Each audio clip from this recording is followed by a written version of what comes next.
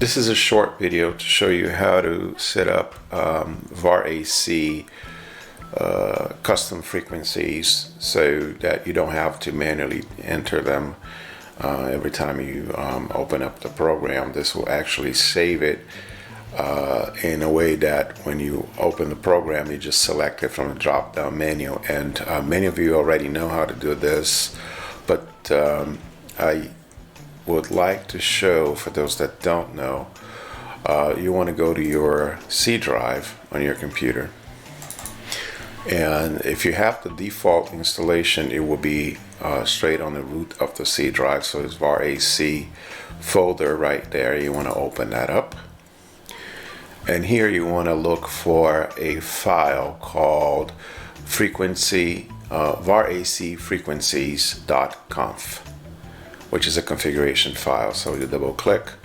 depending on your operating system, we'll give you some choices.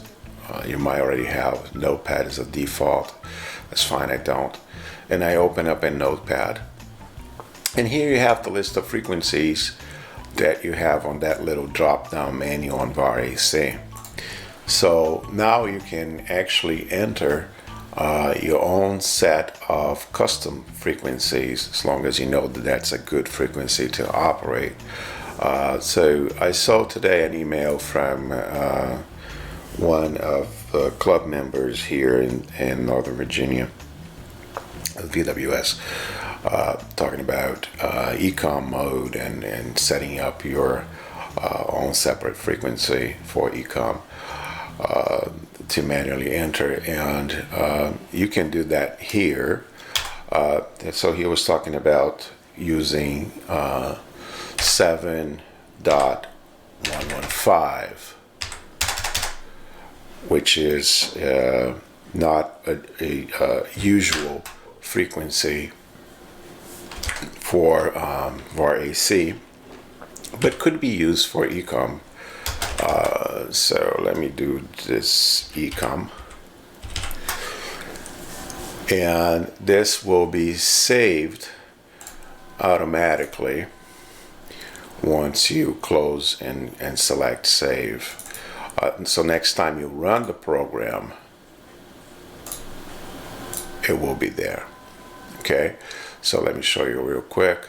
It's here, just checking if it really saved on the file. Now my radio is turned off, and so you will see probably some error messages on the screen when I open VARAC, because the VAR modems will not be able to talk to the radio.